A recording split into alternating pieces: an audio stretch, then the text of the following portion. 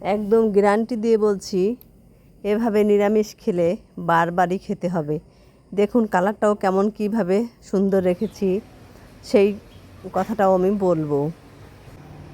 আমি কিন্তু আলুটাও সিদ্ধ করে নিয়েছি হালকা করে, আর ওই একই সঙ্গে ঢ্যাঁড়সটাও হালকা করে সিদ্ধ করে নিয়েছি, যাতে করে ঢ্যাঁড়সের বিজলে ভাবটাও থাকবে না এই সিদ্ধর কারণে।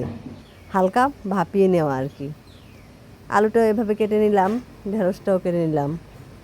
কড়াইতে তেল দিয়ে সামান্য জিরে ফোড়ন দিয়ে দিয়েছি, আর দিয়ে দিলাম আলুগুলো।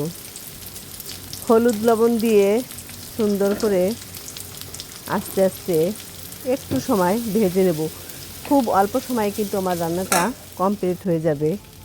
আপনারা দেখলেই বুঝতে পারবেন অল্প সময়ের রান্না আর এত মধুর হয়, না খেলে বুঝতেই পারবেন না। সামান্য জিরে আর ধনিয়া গুঁড়া আর সামান্য একটু লাল মরিচ দিয়ে দিলাম, আর এখন দিলাম হালকা ভাপিয়ে রাখা ঢ্যাঁড়সটা।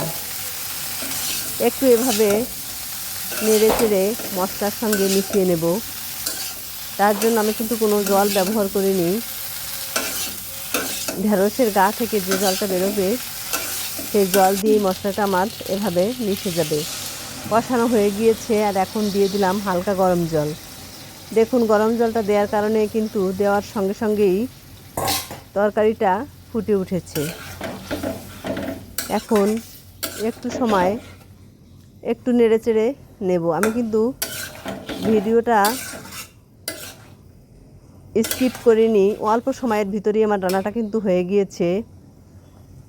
আর আপনারাও এই অল্প সময়ের মধ্যে সময়ও বাঁচাতে পারবেন।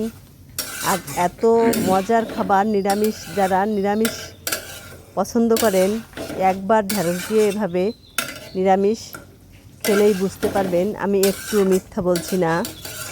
এখন আমি দিয়ে দেবো কয়েক টুকরো কাঁচামরিচ। কাঁচামরিচটা দিয়েই এরপরে নামিয়ে নেব।